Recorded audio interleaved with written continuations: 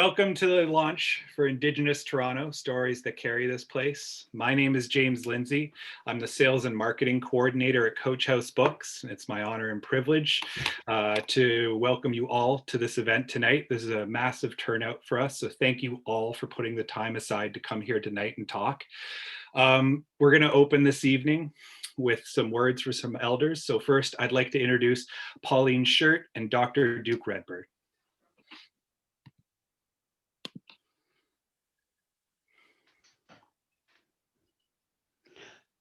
So do I start talking? Okay. Yeah. Well, I'd like to say miigwech for it's a great honor for me to be to be invited to the book launch of the Indigenous Toronto, and I haven't I even went to bed with the book itself. That's how much it meant to me. Everything. I just ate everything, read everything, and all that. With shed gusto and everything. So, but actually, my name is Animki Kwe, and I am of the Red-tailed Hawk clan, Gibana Senedo Dam, and I am a Nihil Squirrel, and I am a Nihil Squirrel from Saddle Lake, Alberta. Ekwa nista, ekwa three fighters he has hayan. Ekwa mina ekuta aya pasquamos tosi kanaway makekekuta ekuta three fires.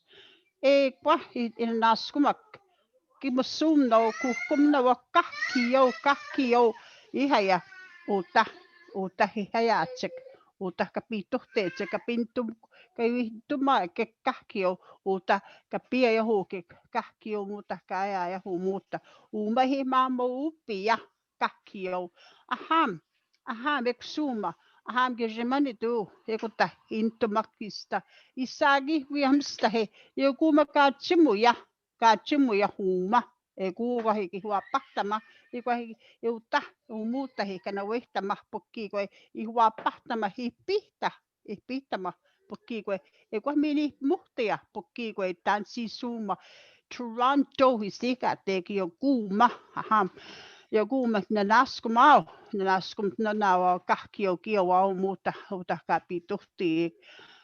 I'd like to say, miigwech for, and hi. I am a Nihil Squirrel. I am from, Saddle Lake, Alberta originally. And, uh, and I want to say miigwech, how honored I am to have been invited to this occasion to, to do the book launching of this great book and the Indigenous Toronto. Everybody in Toronto, everybody across the country is talking about this book. Can you imagine? Isn't that great? You know, and so I'd like to say that I came in here as a young woman in the 1960s in this beautiful city, the biggest city in, the biggest community, Indigenous community in on Turtle Island, and in the 1960s, and at the end of the 60s, and I thought for sure, I was since coming from a small uh, reserve, Saddle Lake, Alberta. I thought I was going to a place like China. That's what I thought. But little did I know that I was coming to the most beautiful city, the most beautiful place, the most beautiful place I've ever had placed, had my children, and, lived here all these years. Like I said, I am a sweet little old lady now, but I just want to say that I have, five nianan beautiful gifts from the Creator that was loaned to me, and they are following my footsteps really beautifully.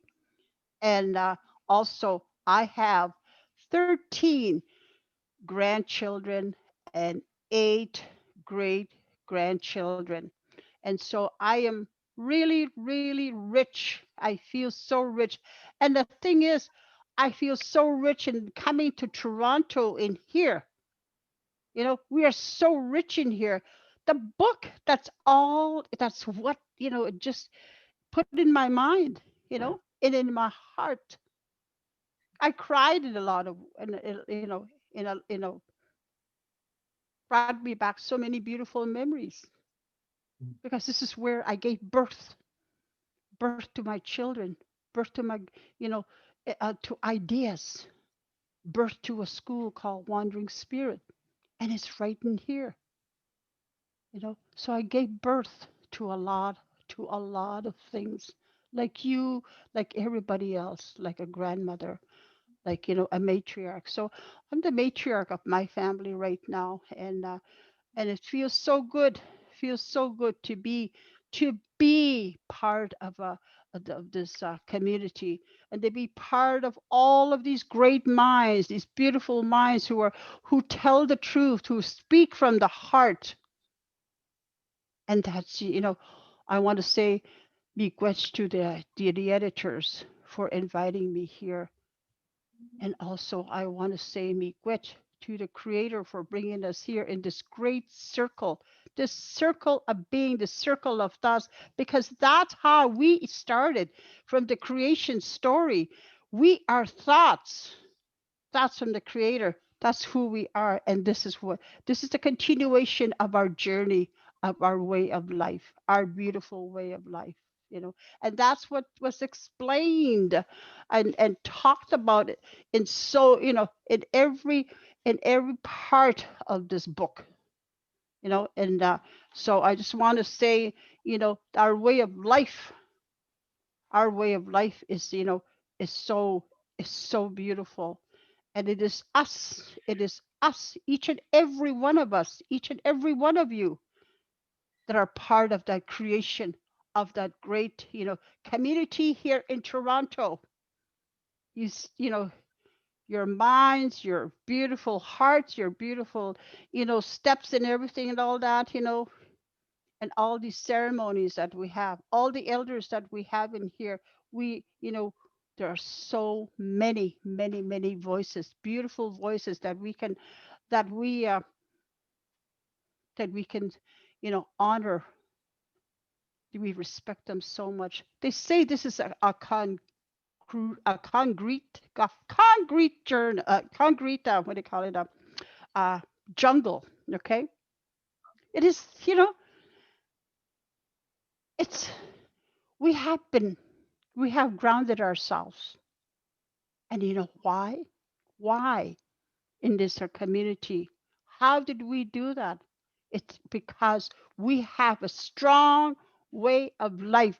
We have, we're so strong, that self determination, sovereignty, all these things that we talk about in our way of life. I know my brother Duke is going to be, talking about that in his beautiful words. But I just want to say that, I want to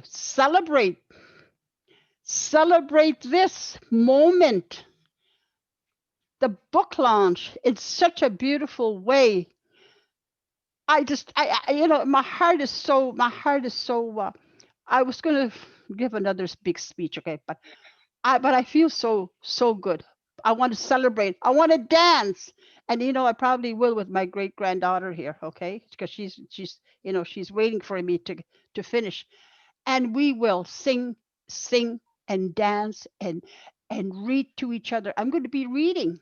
There's so many things there. So many words I can give to her. So that is the future, our future, the seventh fire. It's all written in there. It's all in there. All that seventh fire. It's coming. It's coming together. We're walking here together with our children, our grandchildren, the future, the seventh generation fire is so well lit. I can see that, the fire, our our beings, our helpers. This is Gabon say. She's listening to me. I have to be, and she's always the one that's encouraging me. Come on, Pauline. Come on, Nimki Kwe. this is our way of life. This is the way our way of life is. We have so many, many beautiful gifts, and you are so gifted, each and every one of you. I want to say that. I want to say that the Indigenous community here is so surrounded by good human beings, because that's who we are. Good human beings who know how to walk and how to sing, how to talk in our language, how to express ourselves, how to be kind to each other and respect each other. But we always have to be thankful to the Creator for everything. So I thank the Creator for this book, for this book, for all the spirits that's spoken there. I thank the Creator for that. I am so thankful because our mother, the earth, is spoken in there too. And I say miigwech to our dear mother. I say miigwech to all the ones who have, all the, you know, the spirits that guide us in here. Because without them, you know, we offer our sema, our tobacco.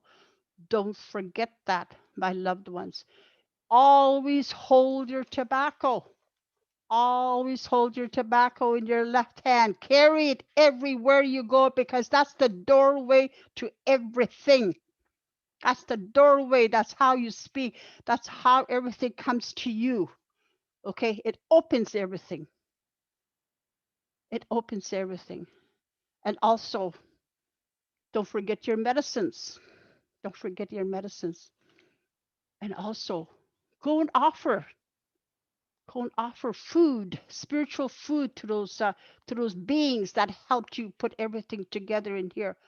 But the other thing too is offer sema to elders, to the people that have helped you in here, all your consultants, all the people that you have been, that have been here. That's what this whole thing is. You cap it together. You cap it together like a heart, because we are people of the heart. That's why each and every one of us were called Medei, okay?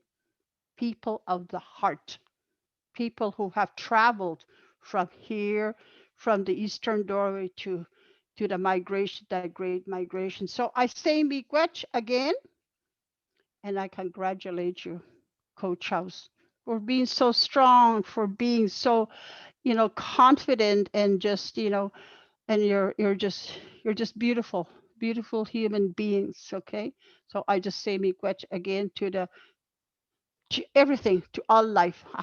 Thank you for the little bit that I know. Okay, to share that with you. Okay, miigwech. Ay, ay, ay, ay, ay. Miigwech, Pauline. Miigwech, that Miigwech and Miigwech. It's so wonderful to see you and to hear your voice, and you talk from the heart, and you talk from the soul, and you talk from the spirit, and you represent so much of the journey that all of us in our generation, you and I, have taken for all these many years. I was born in 1939, just before the start of the Second World War, and I watched it was a period when our generation of fathers went off to fight for freedom across the seas on behalf of the Canadian population at that time. When I was born, it was around 12 million people in Canada. That was it.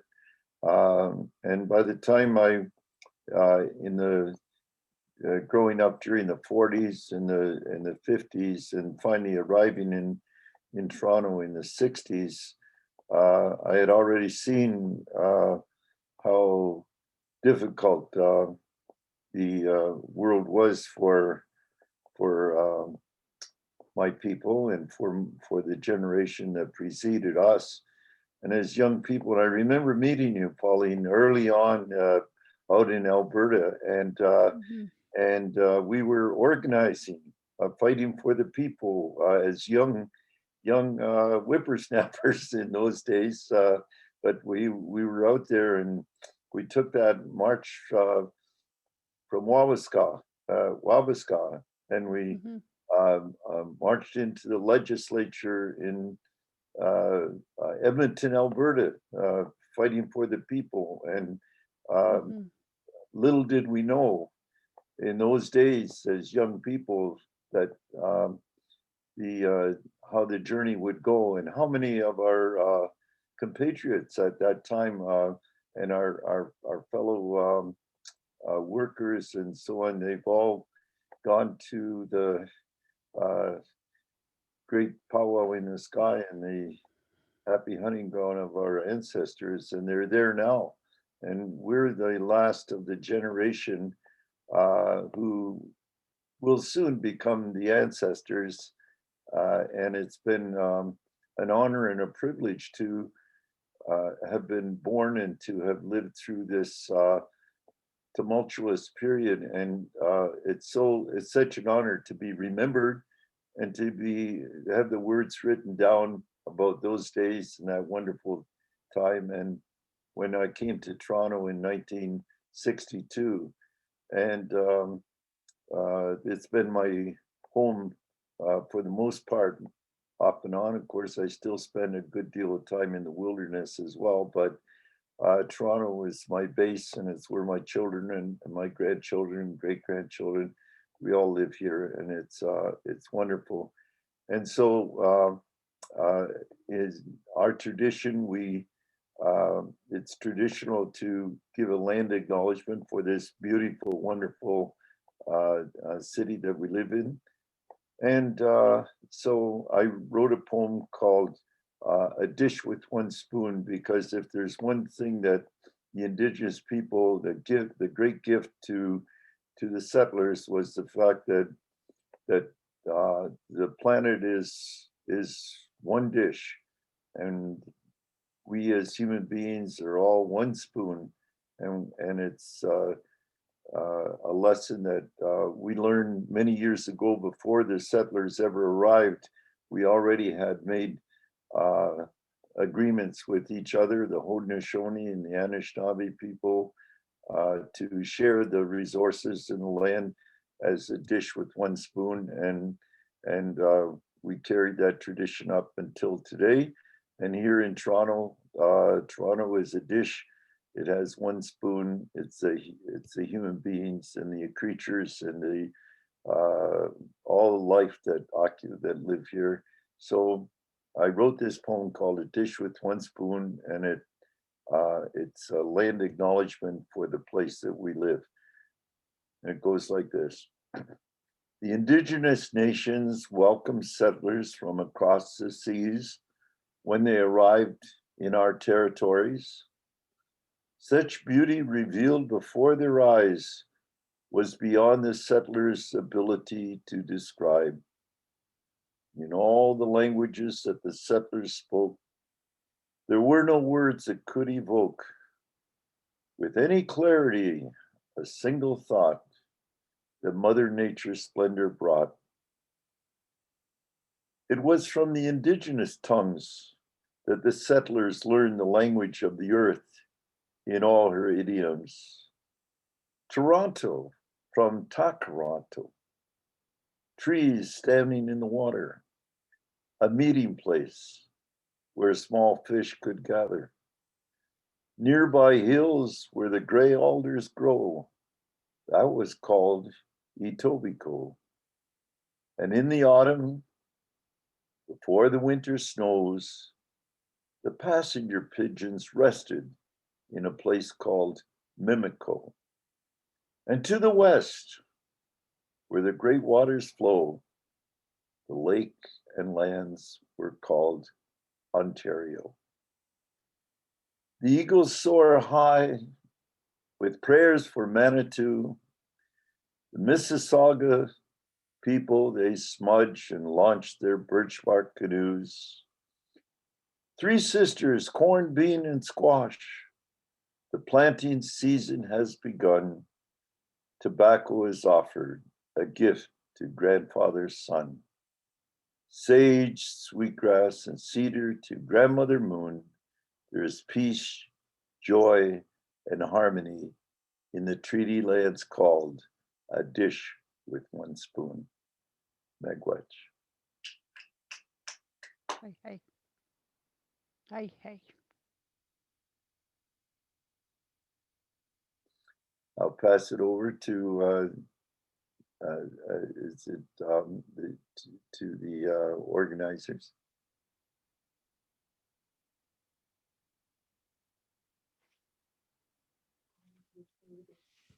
Hi, my name is John Lawrence. I'm the Toronto nonfiction editor for Coach House Books, and I'd like to welcome you all again to the launch of Indigenous Toronto, which is a great occasion, and I feel very honored to be participating with Pauline and Duke. And I'd like to introduce the four co-editors of this amazing book, and then acknowledge the contributors who are in the audience virtually. So I'll begin with Denise. So Denise Baldock is, she curates and produces innovative platforms and creative experiences. And throughout her expansive career of close to 30 years in the arts and culture, she's committed to elevating Indigenous voices with countless celebrated artists, creative thinkers, and leading cultural institutions across Turtle Island.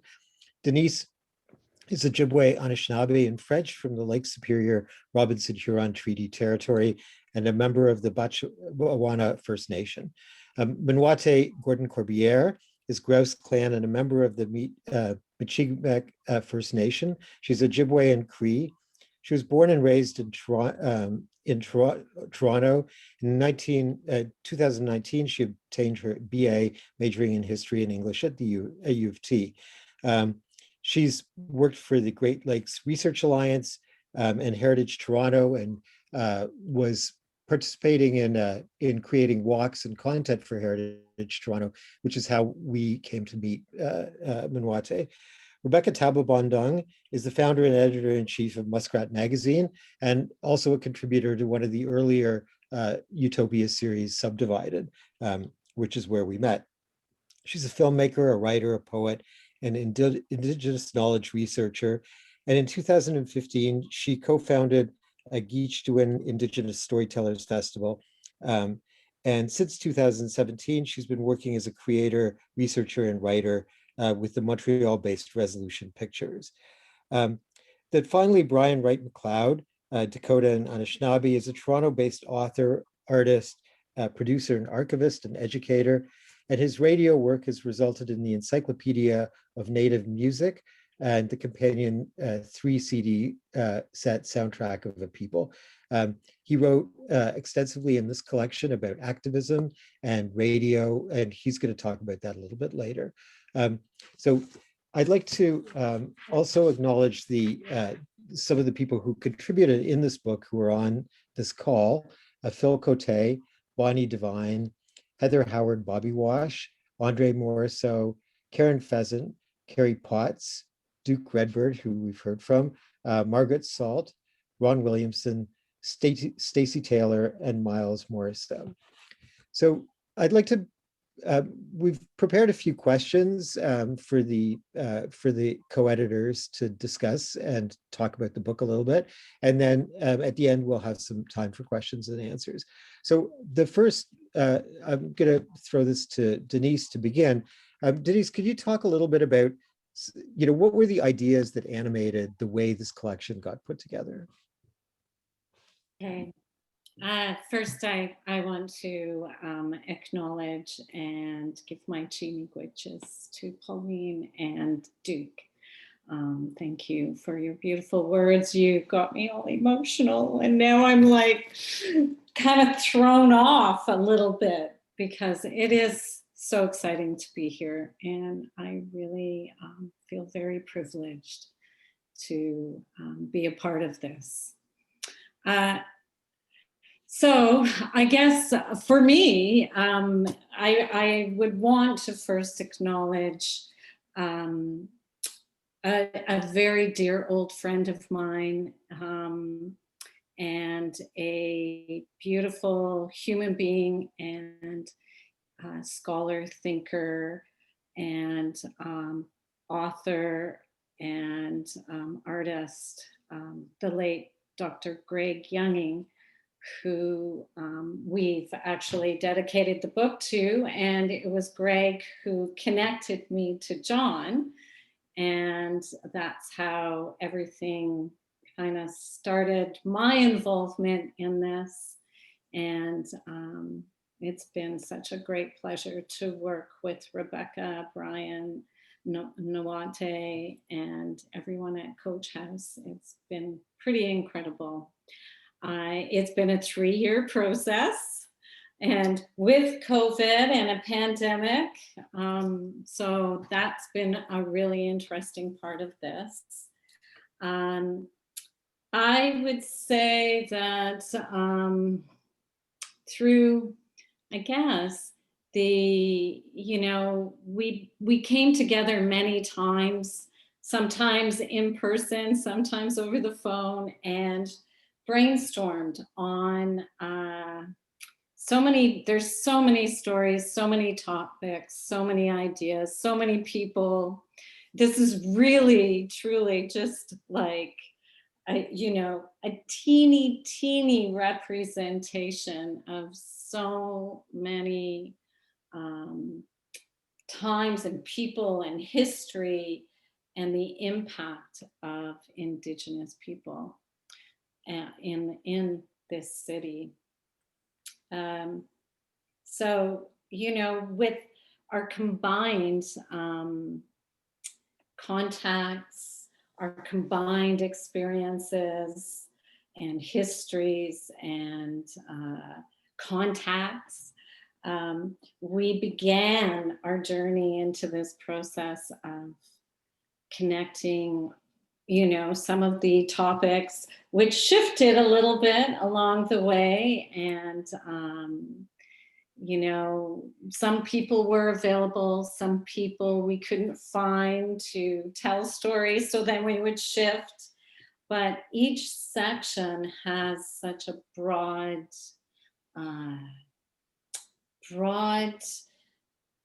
viewpoints and passion, that fire you spoke about, Pauline.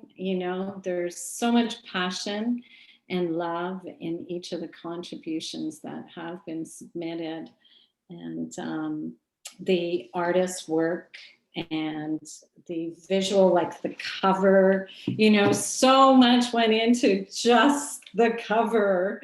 We had many discussions about this, and it's beautiful and it's very contemporary looking, and we really wanted to have contemporary voices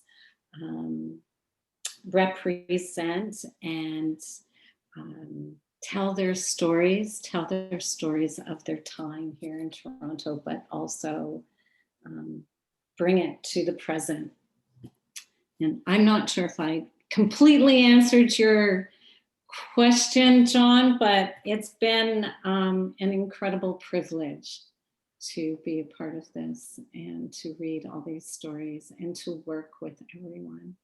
So I don't know if I have anything more to add there. Oh, thank you, Denise. So I'm going to ask Rebecca to pick it up because, as Denise mentioned, and as we all discovered through these many meetings, that there are so many people who have told stories about the city, who've experienced life in different ways here. And so I was wondering if Rebecca could talk a little bit, you could talk a little bit about, how we came up with the people who are on the table of contents.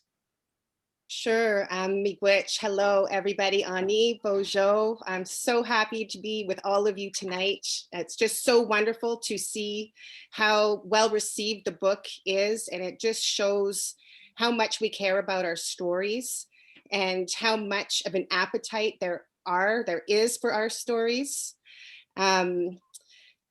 just begin, I'd just like to say, Rebecca, Tababadang Indigenous, Wasaksing Donjaba, Amik Dodam.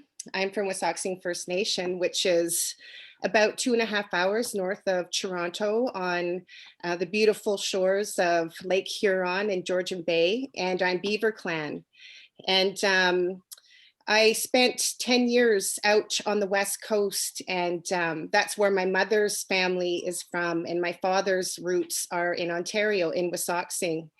And as a young woman, I felt a very strong pull to come to Toronto, and first of all, to reconnect and be closer to my family. And what I discovered in Toronto was just the most amazing, welcoming, caring Indigenous community that really welcomed me with open arms. At that time, I was a student at U of T and went right away to First Nations House, and just really felt at home. And having read through the stories, I see those commonalities with so many people.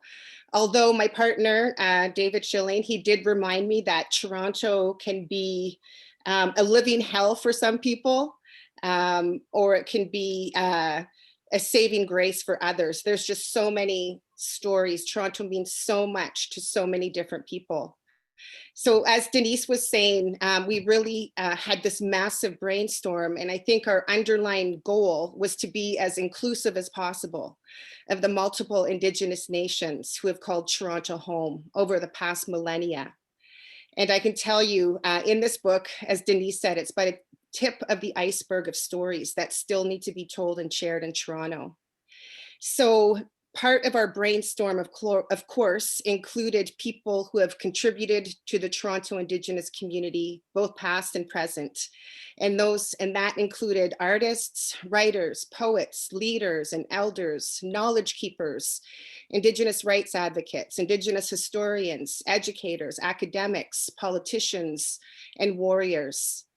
And we also wanted to include the many community organizations that care for our communities in the areas of health and social services, political and arts organizations, education, media, broadcast, the legal organizations, and also our community organizations, such as the Native Canadian Centre, who have been the heartbeat and the groundswell of building an inclusive, welcoming, caring, generous, and supportive Indigenous community between so many of our people in Toronto over the decades.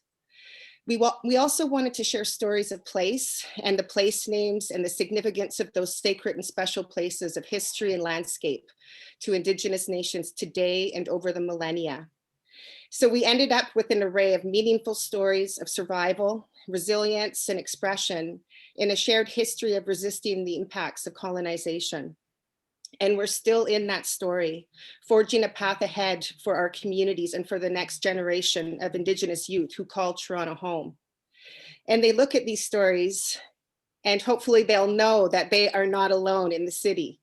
In fact, they firmly belong here, and we are still waiting to honor the many trailblazers yet to leave their mark. So we have, and we will always be deeply connected and integral to the roots of the land that is known as Toronto. Miigwech. Thank you so much. So we have in this book like an amazing diversity of stories, and they range from, the writing of Stacey Taylor and Ron Williamson, which is distant archaeology, to, a story by Verna Johnson about an updated version of Bannock. And so I wanted to ask Nwate to talk about how we kind of created a structure around this, this project. And so Nwate was responsible for the structure and the organization of the book. And so maybe if you could talk a little bit about what your thinking was there. Sure. Hi, everybody. I'm Nwate. I'm one of the co-editors on the book. So like Rebecca and Denise kind of already touched on, we had a big variety of contributors and different subjects covered within our book. So once most of the contributions were in and just a few more were on the way, John asked me to look at everything and see what kind of categories we could put this in, and what kind of headers we could have for each of the sections. So I tried a couple different things just to see what would work best. First, I tried chronological, but I thought that was a bit too simple and not really that engaging. So I took a different approach and tried looking at themes instead. So I went through all the contributions and kind of picked a couple or one or two main themes that each piece had. I wrote them down and just kind of looked for any commonalities between the different pieces. So over time, I just kind of condensed that down. I came up with about 4 or 5 themes and I sent them back to John and the editors. And I'm not really good at these snappy titles, so I really needed their help with that. And luckily, they were able to come up with the 4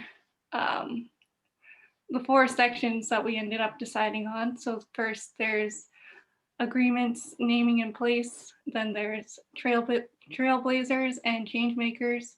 Then how we carry this place and transforming our city. So each of them are a bit different, but also at the same time, every piece kind of has different things that each other piece can relate to. Like they're all kind of related, so it's not a strict category that I found with a lot of the pieces, they could actually go in different categories than the ones they're currently in.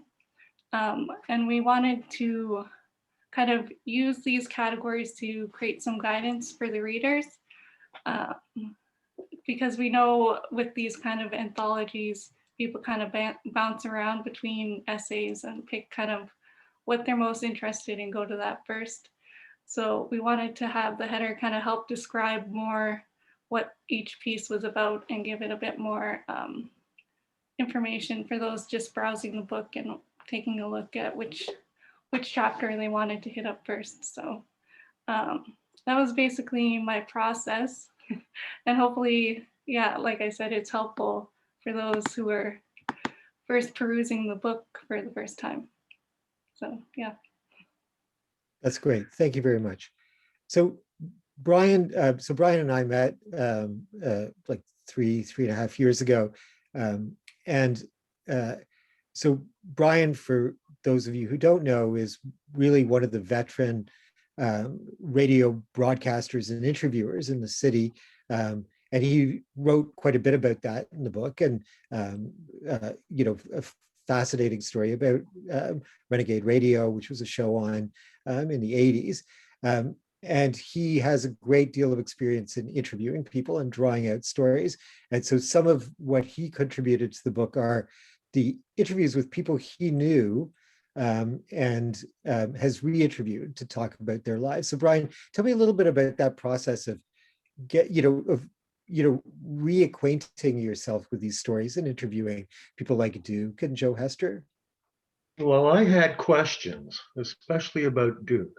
No, it comes from some basic research. With Joe Hester, it was from a press release. I'd never met Joe before, and they were working on building the health center. So that was put on pause, and the interview sat on the back burner for a while. So I worked it into this book because it needed to be told. It was a story that needed to be told. And just really briefly, thanks to Coach House Press, my fellow editors, Pauline and Duke and the Great Circle of Life, And with Duke, there was a lot of history there. There was a lot of writing. There was work with the NFB. Even when I was doing the encyclopedia, I overlooked some things just because the internet was the way it was back in the ancient days. And it was just good to reconnect. And we always reconnect. It's just this whole spirit of the meeting place that is Toronto. You'll meet people from all over the world, and you might see them again on another street corner. And that's the way it's always been with Duke and I. It's just, he was a legend when I was a kid growing up. I mean, Shingoose and Willie Dunn, and their work was seen on CBC TV just as filler in between programming, because that's the way they did programming back then. So to see their work as an adopted kid living outside the culture. It was just so inspiring. And at that time, I thought, well, who are these people? I'd really like to meet them. And, you know, just through happenstance and a lot of really weird work and a lot of strange places, I ended up meeting everybody. And without getting into a basic journalism course, you know, you use the 5 W's and sometimes how, but, you know, the spiritual how as well, if you're Lakota. But yeah, it was just that kind of natural curiosity and wanting to know, you know, childhood heroes, basically. And it was an honor and a privilege to be able to meet all of these people that I never thought I'd ever get a chance to talk to. So, you know, doing this book, it was a great way to reconnect and to sort some things out that I was curious about, and I'm sure that people would want to know about as well. Yeah. That's great. So one of the other, besides radio, one of the other like really impactful cultural contributions in Indigenous Toronto is the theater scene. And Denise arrived to Toronto in the late 80s, I believe, began working with Native Earth Theater and encountered some of the, you know, some of the playwrights who really brought these stories to the stage in Toronto. So can you talk a little bit about that, Denise? Seems like so long ago. You know, it began, there was a small little hub of us. And I think originally that's where I met Brian, because Native Earth was across the street from the Native Canadian Center at 37 Spadina Road, and CASNIP was next door, and the Association for Native Development in the Performing and Visual Arts, ANPAVA, was upstairs. And at that time, you know, everybody was, we wanted to call it, I think, you know, we always made jokes that it should be called the, you know, Indigenous Road, or instead of Spadina, because it was like the meeting place. And like what Rebecca said, the Native Center was our hub. And so many of us met there. And that's where Native Earth at the time did all of their productions right across the road.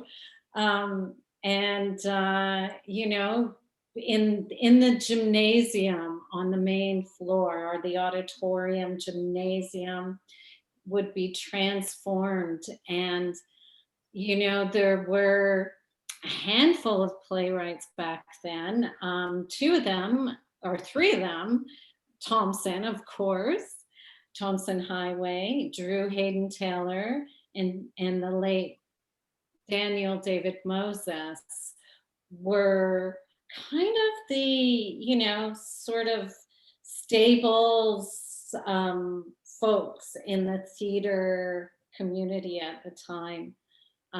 We also had, there were a lot of dancers slowly coming up, but also Rene Highway, Thompson's brother, was very much a part of a core group with Alejandro Ranceria and Raul Trujillo. So there was this other movement happening at the same time. And the theater community, you know, it was very much a part of the mainstream community as well, the Indigenous theater community. And it was quite an incredible time. And I felt like I walked into this dream world when I worked at the time for Crow's Theater and Factory Theater at night as a bartender. And, you know, at Theater Pass Marai, Dry Lips was taking place.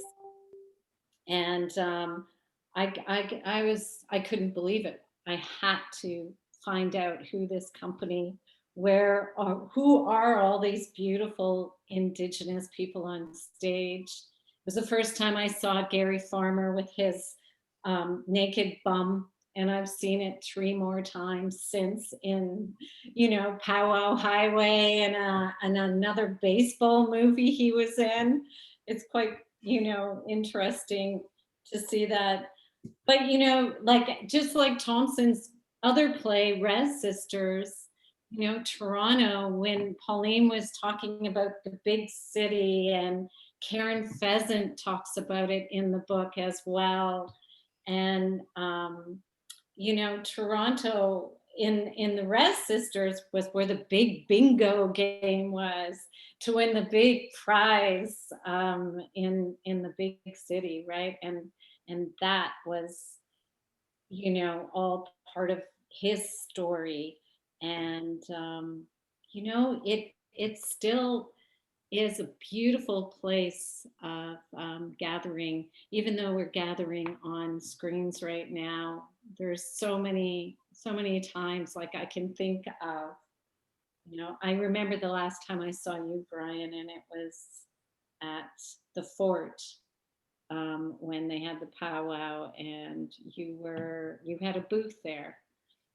So, you know, it's all, we've all always keep gathering no matter what. And just, you know, such a beautiful community, really. I miss everyone. Well, we're hoping that we can reconvene after the pandemic and in real life. So Rebecca contributed many things to this book, including a poem she wrote about the Don River. But Rebecca, I'm going to add to this a question that came in from one of the audience members about the significance of the ravines in the city. And your poem is about the Don River. And so maybe, you know, you could talk a little bit about that and read a bit from your poem. Okay, sure. Yes, okay, the significance of the river. That's one thing that when I came to Toronto, having arrived at U of T, one of the first people I met was Rodney Bobbywash. And probably many people on this Zoom tonight are familiar with Rodney or knew him in some way. He was a very welcoming person and quite a visionary and community visionary and an activist. And in fact, when you read through the book, you can see how much he did impact other writers. And Tanis Nielsen in her Simcoe Street mural piece also talks about Rodney and his presence, his welcoming, and in fact has a portrait of Rodney on Simcoe Street. And so one of the really cool things that Rodney did was he founded the Toronto Native History Project out of the Native Canadian Centre, along with his partner, Heather Bobbywash, who is on the Zoom tonight as well. And one of the coolest public education activities that they came up with was the Great Indian Bus Tour of Toronto. And I'm not sure how many people have had an opportunity to go on it. It still exists today. Its name is now more PC. It's First Story Toronto. And there are many community volunteers and scholars that have really worked hard over the years to keep it going. But when it first formed, it was a 5-hour tour that went all the way to Scarborough, to High Park, Bloor Street, and with the ROM, multiple stops. So one of the pieces interviews Heather about that, and also John Johnson, who's I believe on the call tonight as well, and Corey Snake, who are bus tour guides. And for myself as a young person, I just love to learn about that history, you know, of here we are in the city. So much of it, as Pauline was saying, it's, you know, the concrete jungle, it's buried under concrete. But if you look closer and if you speak, you know, with community historians and knowledge keepers, you can easily see that, you know, the contours of the landscape, there's much more that is hidden beneath them. And for that, a clear example of that are the river systems and creeks that run underneath the city and that are buried. And so anyway, so I, as a young person, wrote a poem just trying to find my own Indigenous identity in Toronto and being inspired by learning about all of this deep history, you know, way beyond the founding and the Toronto Purchase. And because I felt the power of that everywhere I went, you know, the power of the land. And so I'll just read a short portion of this poem. And I'll try to, this poem's quite long, actually. It's never been published, so I'm not gonna read the whole thing, but I'll see if I can find the part about, also about the river. Okay, so Dawn Song, Teaching 1, Urban Landscape. I found a song along the Dawn River, just before you run into the tents and shacks where the brown water picks up. You can easily climb down to the muddy shore. Hardly anyone goes down that far on the Discovery Trail, except for the fast bikers and the people who live there. I'm told at one time the river's mass used to glide across the entire valley. It has always been a highway. Before cars were thought of or white people, birch bark used to cut the water, passing songs along the shores. Did you know for $15, you can buy a ticket to go on the Great Indian Bus Tour of Toronto? Your urban Indian guide will tell you that the waters of Lake Ontario once reached as far as Casa Loma. The whole damn city should be under the water.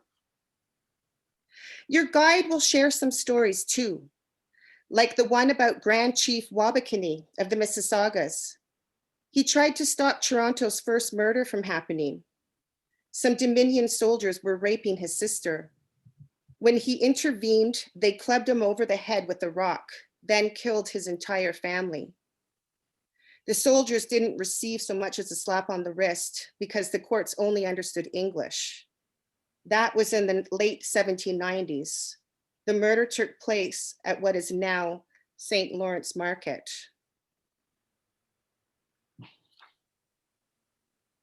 Now buried under the concrete and buildings, there used to run a creek, a rich salmon spawning ground fished by the Mississauga Nation. Today it's a path known as Philosophers Walk, located just behind the Royal Ontario Museum. Sometimes I use that path as a shortcut to get to class. Teaching number 4. Her ancient leathery skin is still alive under the sidewalk.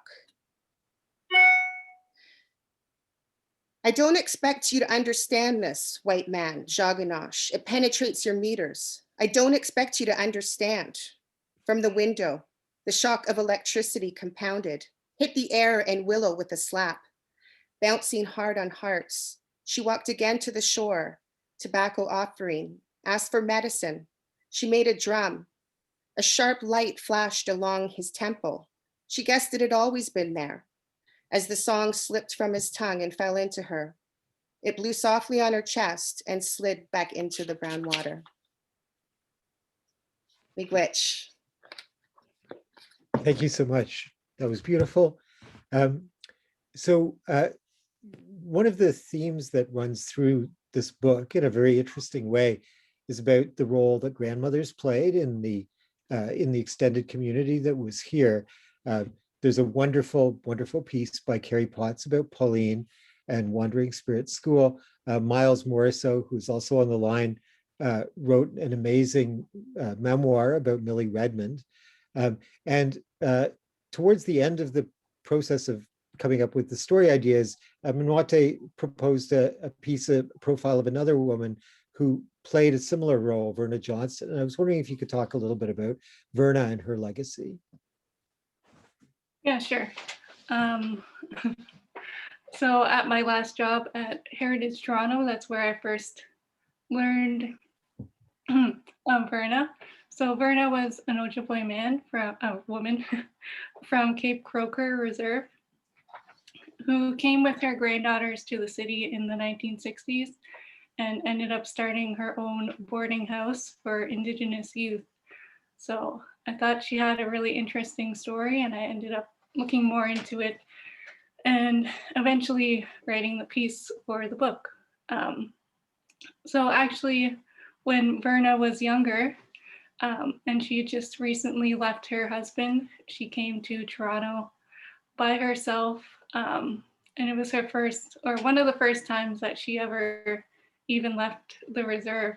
So she had some independence and freedom that she never really enjoyed before, but at the same time, she also felt pretty isolated and lonely in the city, and unfortunately wasn't really able to find the Indigenous community in Toronto that we know today.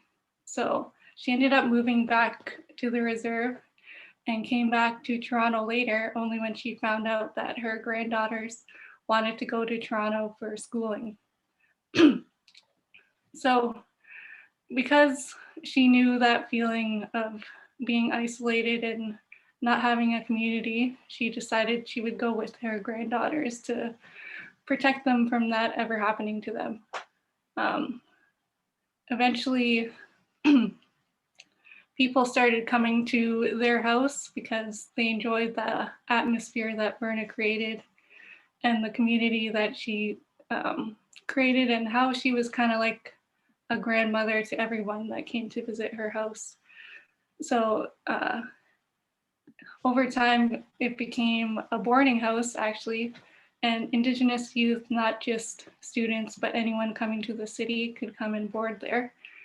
And she really tried to make it a community. She would always talk to her boarders, kind of counsel them if they had any problems. She would stand up for them if there were any problems, like some racist incidents or anything like that. She would always be there for them, even if they weren't related to her. She still treated them like her own grandchildren, basically.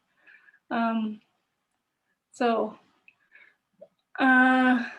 basically, oh, and the other thing was that she always cooked for her boarders, and she cooked kind of like res favorites, I'd say, like scone and moose stew and things like that, just to give them kind of that comfort of being away from home and having something from home to make you feel better. So I think the thing about her was that she was really willing to do everything she could, even for people that she wasn't related to make them feel comfortable in the city, so they wouldn't experience what she went through when she first came to the city all those years ago. So I think that's kind of, like you said, the role of grandmothers, I think, is kind of sacrificing some of their self to make things better for the next generation, for their children and for their grandchildren and everyone else that's coming. So I think it's kind of similar to for Millie Redmond's story, if you want to check that one out also. Yeah, I really wanted to write about Verna's story because as an Indigenous student that moved to Toronto, I just found it really touching, and she kind of reminded me of my own grandma. So I think it's like kind of an inspiring story and kind of can cheer people up who maybe are having like a hard time in the city and it's their first time. So that's why I wanted to write about her. Yeah. That's great. Thank you so much for that. So we'll have time for a few questions. You can put them in the question box. I have one more question for Brian. And before that, I just want to acknowledge two other contributors who are on the call. Tanis Nielsen, who is the artist who painted the murals in the on the Simcoe Street underpass, and Elaine Bombery, who's a very well-known music producer and was also at the one of the connectors at the very beginning of this project. So Brian, besides having a long career in radio, you were very involved with all sorts of activism throughout the 80s and 90s, You have a great story about the revenue res, and I was wondering if you could talk a little bit about some of the, some of those stories about the, about the political activity in the city. Yeah, that was kind of weird. I never really expected to get immersed into politics at all. I came down here as an artist and I got recruited by the movement. So I became their propagandist. And they liked the writing, they liked the artwork that I was doing, and somebody came up with the idea of getting more communication happening out there. So I think it was Jay Mason's son, Bonkers, that said, hey, there's this new radio station that just opened up at Ryerson. They're looking for content. So we went over there and got 15 minutes every 2 weeks on a Saturday morning. And it seemed impossible after a time, but it eventually grew into a half hour. And that half hour blossomed into an amazing 1 hour. And through various processes, it grew into 2 hours that for a while there, I felt like the Japanese soldier abandoned on an atoll in 1950 and still thinking the Second World War was going on. So I persevered and kept going on and grew it into what it became. Not a lot of nonsense. There was no time for it, but the airwaves was really new to a lot of grassroots people. It was first CKLN, and then I think CIUT became into being, and they eventually had a 2-hour show. CIUT or CHRY up at York, I think survived for about a dozen years. They had a bit of content on there, I think, with Bonita Lawrence. But the activism was reflected through a lot of the programming. I'd have people come in and talk about their experiences locally or internationally. And one thing I remember about the Native Education Society of Toronto that grew out of CASNEP, and we were located over on Macdonell. It's in the book, you can read about it, but it was a solid cadre, and you could always look to that type of support. It wasn't like gang members or anything like that. And a lot of workshops, a lot of the protests and demonstrations. There was one time I was thrown out of the City Hall Commons because I didn't have a permit to hold a rally, so we moved on to a traffic island. And I was just thinking, badges. We don't need those stinking badges. This is our land. We're going to have a protest. We're going to have a protest. What are you going to do? So they didn't do much. And the word got out, and the word continued to get out. It was through a lot of grassroots organizations. You got to remember, there was no computers. Well, there were, but the internet was just, a fledgling sort of 2 tin cans and a string type of idea. And it grew into just through word of mouth, telephone trees. There were people that organized all of that stuff. I mean, it was an amazing time. There were people coming in from all around the world. When I was working at Aboriginal Voices magazine, these 2 monks, Tibetan monks from India, showed up, and they were looking specifically for me. I don't know where they got my name. I don't know how they found me. And we ended up going out to a local park and did a prayer, and there was all these construction workers, and they're looking at this dude with braids and 2 guys in these saffron robes, and it's like, what are they doing? What are they burning? They're smoking something? I don't know. But yeah, it was just all of these people and all of these places, and just springboarding from here into the world. Like, we went to Italy with the Leonard Peltier Defense Committee. We went to Libya with the American Indian Movement, all throughout the States, like really deep, ancient ceremonies on Lakota territory or Navajo territory. And I never thought in my life I'd be swimming in the deep end so quickly, because there were a lot of grandfathers and a lot of grandmothers that just showed the way about how we relate with the earth, that we are the earth and there is no other place for us to go. We're not going to be refugees and going to Mars. We're not going to, float over to some other continent. We are here. This is our mother. We will never leave our mother, as somebody once said so eloquently. So through the radio, through the writing, it always impacted on my creativity. There were stories that needed to be told, and such an opportunity as Indigenous Toronto to put it into writing and to put it onto paper and to make a documentation of that history because nobody else is going to. You know, it's always been up to us. And I couldn't think of a better group of contributors or editors or publishing house to be able to have done this because it is the truth as best as we can tell within the space of time that we have to tell it. I mean, there were a lot of things that were missing, things that were not included, but maybe that just harkens for the need for a second volume. We'll see how that works. But the stories, they'll always be there. You know, our children will carry these stories. They grew up with them as babies. You know, my son was there in the radio station with me when he was like 4 years old. I took him to see Indian in the Cupboard. It was playing at a matinee at the Eaton Center Cinema. And I had him on the air because, yeah, I was babysitting my son. What am I going to do with him? Go sit in the corner and play? No, sit at the microphone and tell me what you thought about the movie. So I had my 4-year-old son do a review of Indian in the Cupboard, which was, well, that's who it was for, wasn't it? It wasn't for me. But we met, you know, all the people that we've met, all the musicians, filmmakers, writers, they've always been something they felt challenged by this modern world. And I no longer feel challenged by it. You know, I'm sitting here by candlelight. I don't even have electricity and I'm okay. I've got eagles and hawks that sit out in my backyard. And I feel very blessed to be here and just to share these stories like that. And all the elders that were mentioned in the book, all the people that have walked on into the next life. And that's for the new ones. You know, this book should be in all the schools. People should learn to understand so that we don't have, you know, teachers who are unaware that decide to make a medicine bag out of an LCBO paper bag that, you know, maybe, well, they need us so that they know better.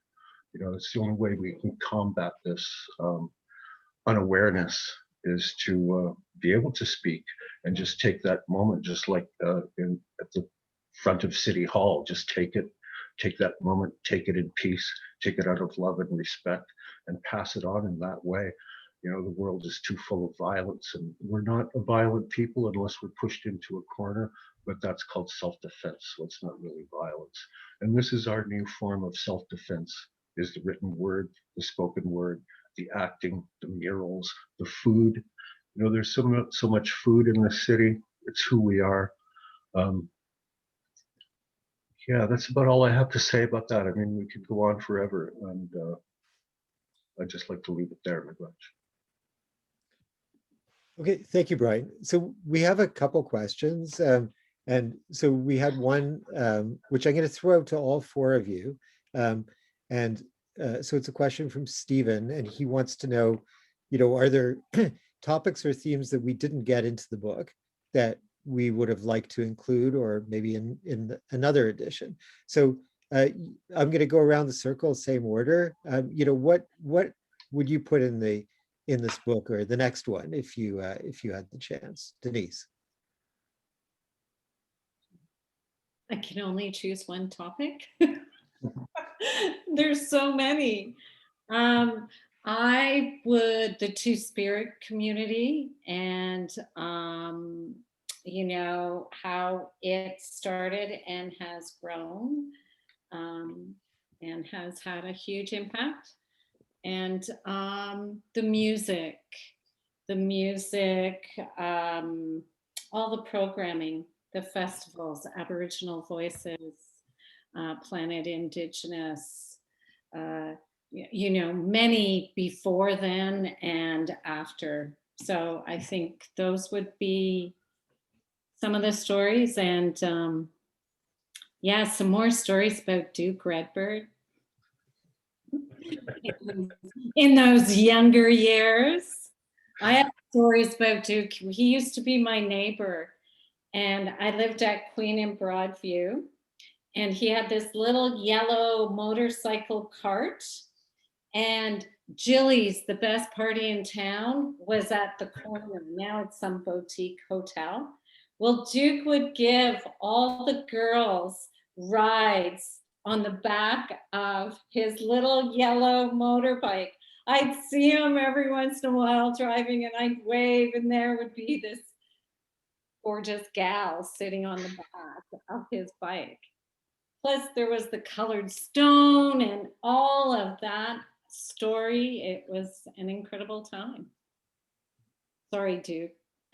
Oh, that's fine. Just to add to what you're saying, I had an art gallery called the New Earth Gallery right next to Jilly's, and my little electric scooter. I think I had one of the first electric scooters, that little 3-wheel that would, and invariably when the when the dancers were on their breaks, they often like to have they come over to the gallery and say, "Can I have a ride on the scooter?" So I was chauffeuring them around from time to time, and it was a lot of fun, and it was a part of that, you know, the East End. We're quite the crew over on that side of the Don River. That's for sure. That's for sure. It was the hub, the heart. Yeah, the heart. Yeah. Okay, Rebecca, what's your suggestion? Well, for me, like, I just love looking at all of the visual imagery. And over time, I've, researched that in my own research, and with the First Story History Project. And, I sent to the group like emails and emails of imagery, because it's just, there's a lot of historical imagery in Toronto, even illustrations of what the landscape was like. Like even in the cover, that was funny. Like, we talked about the trees, these are more of a kind of a northern treescape, but I've also heard and know that as parts of Toronto was a savanna type of a forest. And so, the waterfront forested area was very landscaped, by the Indigenous nations here that, took care of it and made it so that it was almost a park-like. So, it was safe. There wasn't necessarily lots of forest fires. It was easy to travel. And so there also used to be a parade, when the city was first establishing itself, and there were huge, floats that opened the parade, that were all Indigenous people that, were on these big floats. And in the city of Toronto, there, on many of the building facades, and crests, were all included Indigenous symbolism and iconography, because they're really at a certain point of contact and establishment. There was an Indigenous presence that was acknowledged, and Indigenous people, had a large visual presence as well. And, sadly, because of colonization, we got pushed out, and just more and more land taken. So I would just love to just include so much of this imagery that's so inspiring, and also tell like more stories about historical figures that have lived here, like Chief Wabakini and other people that played such a huge role. To hear and learn those stories would be so fascinating. And then also to hear more street level stories too, of stories of survival and community on that level as well. And birthing stories. I mean, there's so many things I can think of. And Toronto Island, other sacred places around here, like Medicine Island, and there's so much to learn. And, Toronto truly is a mecca of nations, Indigenous nations. It's always been a gathering place. It's always been a place of power and people coming together, exchanging cultural exchange. And that's existed for so long and prior to contact. And yeah, there's just so many stories to tell. So yeah, there's a lot that we could fill multiple volumes of. Nwate, what's your suggestion? Yeah, I feel like Rebecca covered a lot of it. But the thing I agree with is the visuals. I think it would be cool to have more of like the photo essays that we included in the book, to have a couple more of those. I really like those. Here, let me see if I can find like things like this. This is the Concrete Indian series. I think just because it's like slightly more interactive because it has the visual too, but it also is telling a story, but with visuals included. So I think it would be cool to add more of those too if we had another volume. That's what I'd say. But that- Brian, your turn. you might be interested in seeing, this was when I first moved to Toronto, and this was a little, I was making art and handicrafts behind, in an alley behind Honest Ed's. At that time, I put the fort in front and at the back, and I had a teepee, you see it in the background, and I lived in there, and I sold my art and handicrafts. That was 1962. The first Indigenous business in downtown Toronto selling arts and crafts. So I've got one more question, and then we'll wrap up. And this is for Brian. So a question came in from Kenneth Nielsen, the painter. And what would be your vision of the future of the city, in the future of Takaranto? Something more humane, something less smart. I don't think we need Bill Gates telling us how to live. Something more organic. Maybe we could have rooftop gardens. Less of this new world order stuff. Fewer prison planet type thinking. I don't think we're heading in a right direction if we continue to allow this to happen to ourselves.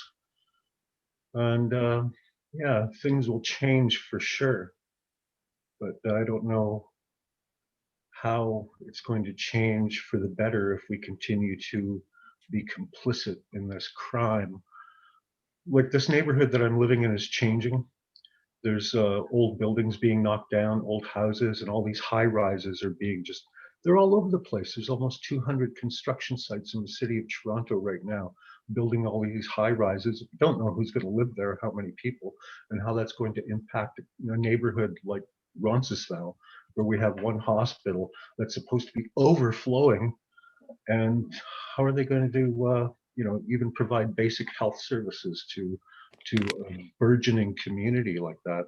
So it's something to think about, but I think the Great Spirit, will have the answer. It's not entirely up to us. I can't do anything about it. It's completely out of my hands, but I have my own destiny that I can control, and I am the captain of my soul. To quote Invictus. Right. Thank you very much. I want to thank all of the four contributors, the four co-editors who did such a fantastic job with this book. I'd like to also thank Pauline and Duke for opening this event, which was in such an inspiring way. And so I'm going to hand it back now to my colleague, James Lindsay of Coach House. Hi, John. Thank you very much to everyone who came tonight, to the editors, to Dr. Duke Redbird, to Pauline Shirt, everyone in the audience, to our tech person, Tally, from Coach House, who is running our show tonight. Thank you very much, Tally. This was really a beautiful, moving event. Sorry if we didn't get to all of your questions. Please feel free to send them to us. We could pass them on to contributors or editors if you really want. You could email me at james@chbooks.com and I'll make sure they find a home. But I just wanted to thank everyone so much for coming tonight. If you haven't seen it yet, you haven't grabbed your copy, Indigenous Toronto, Stories That Carry This Place. Thank you very much. Miigwech. Have a good night. You Thank too. you. Miigwech.